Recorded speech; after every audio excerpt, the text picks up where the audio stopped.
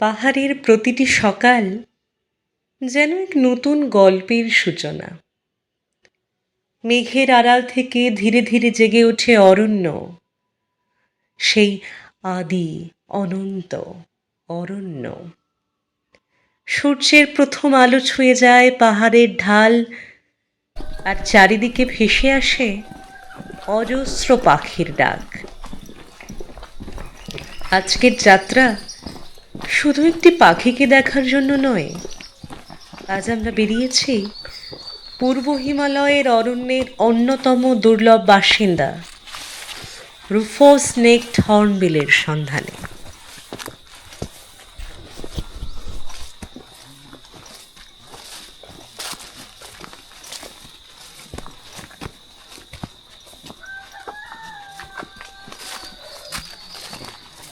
আগের রাতেই আমাদের পরিচয় হয়েছিল অনিন্দবাবুর সঙ্গে। এই একই উদ্দেশ্য আমাদের এক করে দিয়েছিল, আর সঙ্গে ছিল আমাদের স্থানীয় গাইড রবি। ভোরের নরম আলোয় আমরা পাহাড়ি সরু পথ ধরে নিচের অরণ্যের দিকে নামতে শুরু করলাম। পাহাড়ের পথ চলা কখনোই শুধু এক জায়গা থেকে অন্য জায়গায় পৌঁছানোর নাম নয়। এখানে প্রতিটি বাঁক, প্রতিটা চড়াই, প্রতিটা উতরাই, প্রতিটা গাছ আর প্রতিটা শব্দের মধ্যেই লুকিয়ে থাকে নতুন নতুন গল্প। চারপাশে শুধু জঙ্গলের শব্দ, বাতাসে ভেসে আসছে অজানা পাখির ডাক। মানুষের কোলাহল এখানে অনেক দূরের বিষয়। এই অরণ্যে আমরা শুধু দর্শক। প্রকৃতি এখানে আসল অধিপতি, প্রকৃতি শ্রেষ্ঠ রূপকার।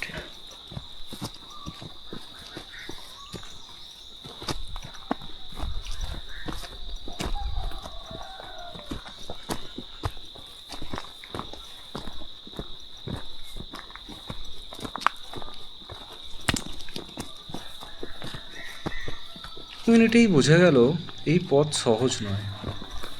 কোথাও উঁচু চড়াই, কোথাও আবার ভেজে মাটিতে পা সামলে হাঁটতে হচ্ছে। রাতের শিশিরে মাটি এখনও স্যাঁতস্যাঁতে, আর চারপাশে ভেসে বেড়াচ্ছে বনের সেই পরিচিত সোঁদা গন্ধ। ঠিক আছে।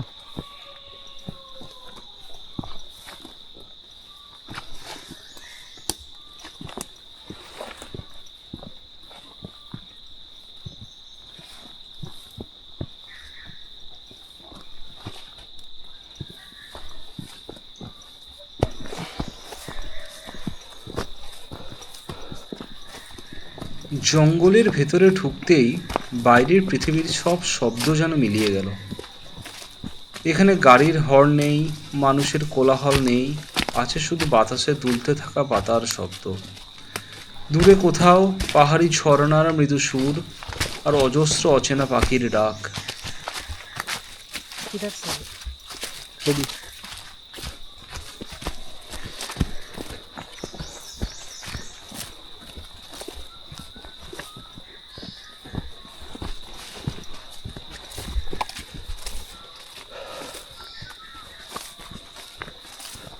হ্যাঁ, তো এই বয়সেও সবার আগে, এই বয়সেও তো আপনি সবার আগে।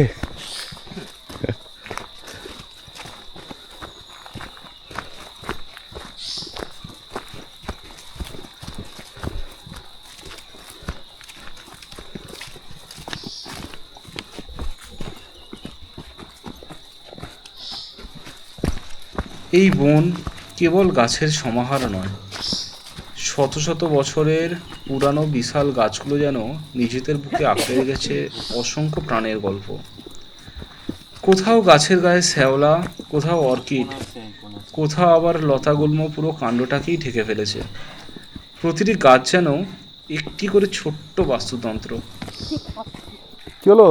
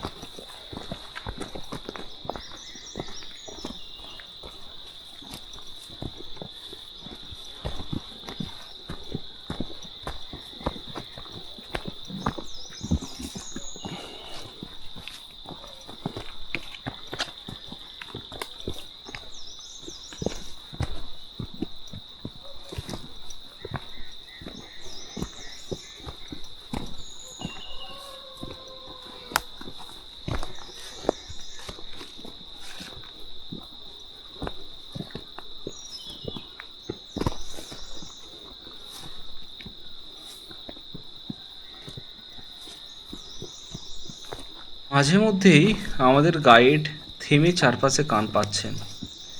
কোনো ডাক, কোনো ডানার শব্দ, কিংবা গাছের মগডালে অস্বাভাবিক কোনো নড়াচড়া, এই সব কিছুই এখানে গুরুত্বপূর্ণ সংকেত।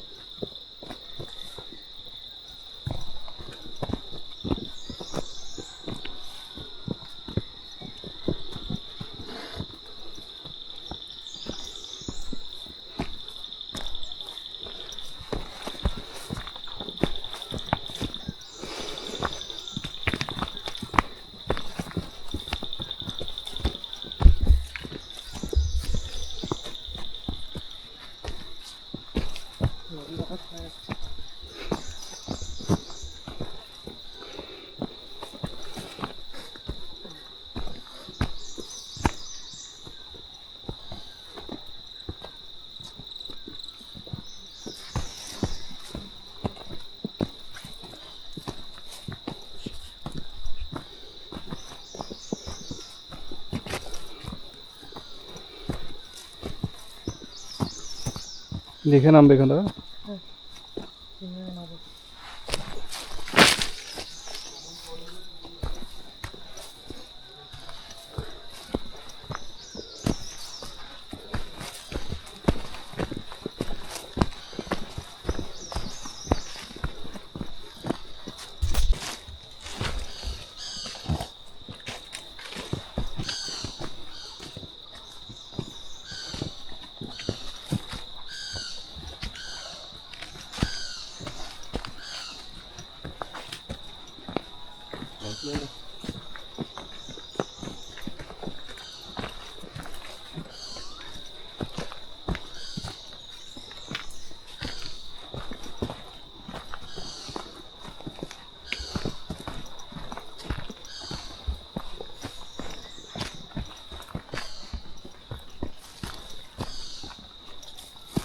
রুফাস নেক্ট হর্নবিলকে খুঁজে পাওয়া খুবই ভাগ্যের ব্যাপার।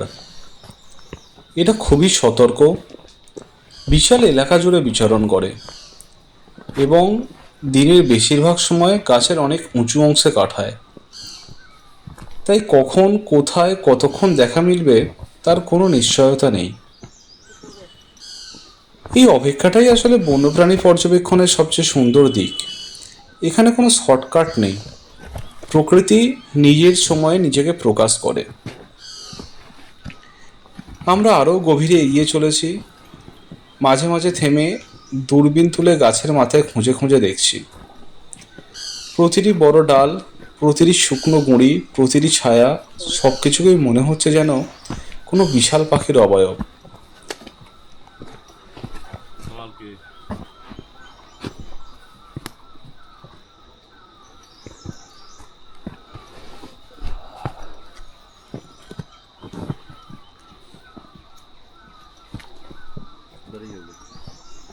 ঠিক আছে।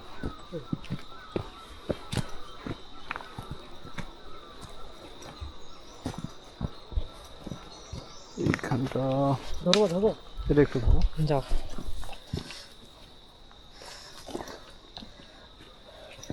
কেন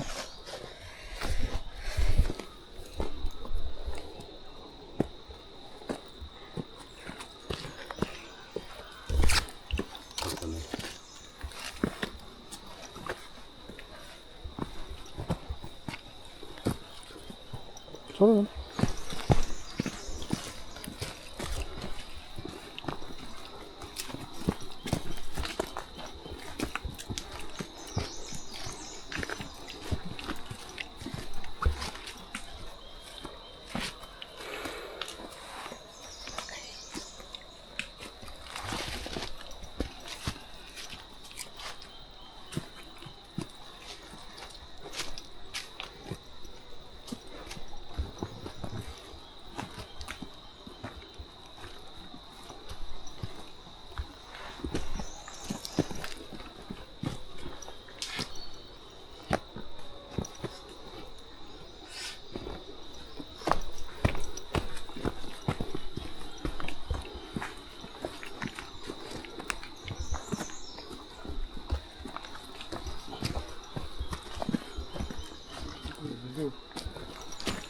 এটা ধরো।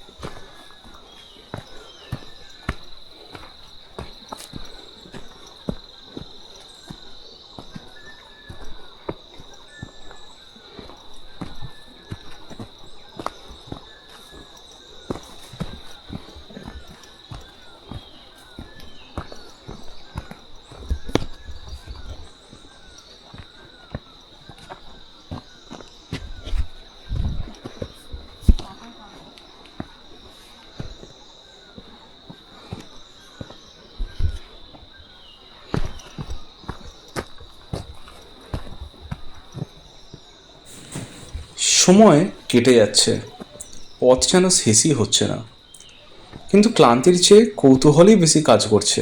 কারণ আমরা জানি এই জঙ্গলের কোথাও না কোথাও হয়তো আমাদের প্রতীক্ষায় রয়েছে সেই বহু আকাঙ্ক্ষিত মুহূর্ত।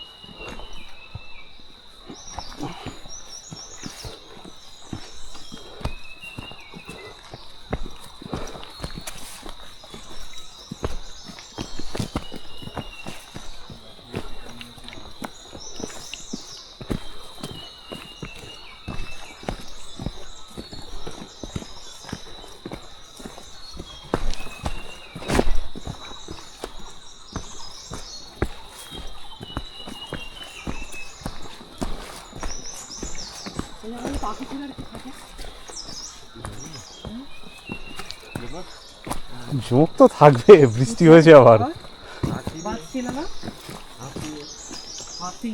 हाथी, वाह। वो टाइगर मिलता है क्या? टाइगर का फोटो देखा होम स्टे में? नहीं इधर नहीं मिलता। वो टाइगर कैसे आ गया?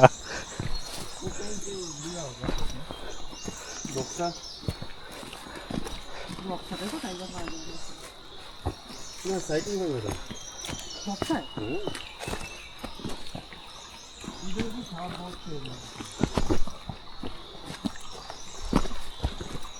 ওদের বললো যে লাস্ট 21 সালে দেখা হয়েছিল ওদের এসে ক্যামেরায়। আমরা যখন গিয়েছিলাম আমরা কিছু আগে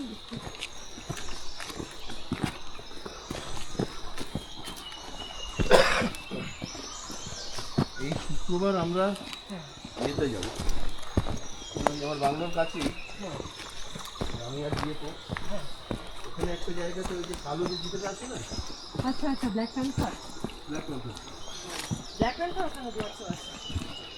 ব্ল্যাক প্যান্থারের ভিডিও দেখা না আমরা দেখতে পারি। ওটা আর কি গ্র্যাব ক্যামেরায় তোলা যায়, নিজের ক্যামেরাতে তোলা খুব, মানে এখনো কোনো রেকর্ড নাই কেউ তুলতে পেরেছে। একটা জায়গা স্পট করা হয়েছে, সবচেয়ে 2-3 দিন চলে আসে।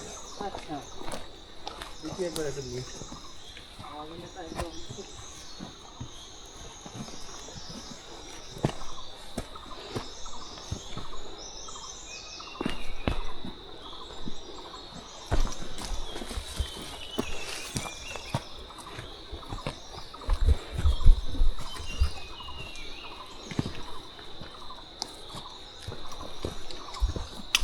জঙ্গলের সরু পথ ধরে এগোতে এগোতেই হঠাৎ আমাদের সামনে এসে পড়লো একটি ছোট্ট আরপ্লারের ছানা। এখনও পুরোপুরি উঠতে শেখেনি সে। ভয় আর বিভ্রান্তিতে পথের মাঝখানেই স্থির হয়েছিল। এমন অবস্থায় মাটিতে পড়ে থাকা একটি ছানার জন্য বিপদ আসতে বেশি সময় লাগে না। শিকারী প্রাণী কিংবা অসাবধানতাবশত মানুষের পায়ের নিচেও পড়ে যেতে পারে। রবি অত্যন্ত সতর্কতার সঙ্গে ছানাটিকে দুহাতে তুলে নিল। কোনো অপ্রয়োজনীয় স্পর্শ নয়, কোনো ছবি তোলার লোভ নয়, শুধু তাকে নিরাপদে ফিরিয়ে দেওয়ার দায়িত্ব। কয়েক পা এগিয়ে রাস্তার ধারে ঝোপের ভেতর, যেখানে তার বাবা মায়ের ডাক শোনা যাচ্ছিল, সেখানেই আলতো করে ছানাটিকে ছেড়ে দিল সে। প্রকৃতিকে ভালোবাসার মানে শুধু তার সৌন্দর্য ক্যামেরাবন্দি করা নয়, প্রয়োজনের মুহূর্তে তাকে নিরাপদে বাঁচিয়ে রাখার দায়িত্বও নেওয়া। সেই ছোট্ট মুহূর্তটি আমাদের সেটাই আবার মনে করিয়ে দিল।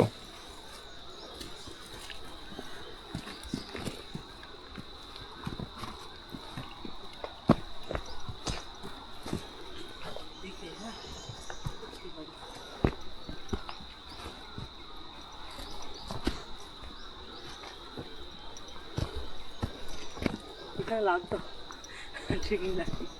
हाँ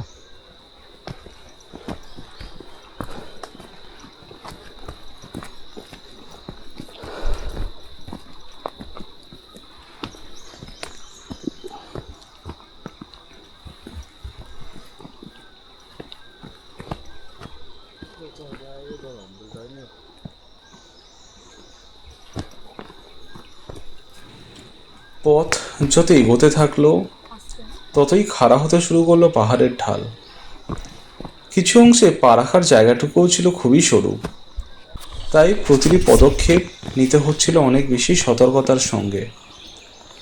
এমন পরিস্থিতিতে হাতে আর ডিজিআই গিম্বল নিয়ে হাঁটা নিরাপদ ছিল না। শেষ পর্যন্ত সিদ্ধান্ত নিলাম আপাতত শুটিং বন্ধ রাখাই ভালো। গিম্বলটি যত্ন করে ভাঁজ করে ব্যাগের ভিতরে রেখে দিলাম। হাতে নিয়ে চলতে পারবো। এখন আর ক্যামেরার চেয়ে গুরুত্বপূর্ণ ছিল নিরাপদে এগিয়ে চলা। কারণ পাহাড়ে কখনো কখনো সেরা সিদ্ধান্ত হলো একটু থেমে যাওয়া, যাতে সামনে আরও ভালো মুহূর্তের জন্য নিজেকে প্রস্তুত রাখা যায়। গাড়িটা ধরবে। সামনে কি অপেক্ষা করছে তখন আমাদের জানা ছিল না, তবে মনে হচ্ছিল এই কঠিন পথের শেষে হয়তো আস্তে লুকিয়ে আস্তে আছে আস্তে আস্তে। আমাদের আজকের সবচেয়ে স্মরণীয় অভিজ্ঞতা।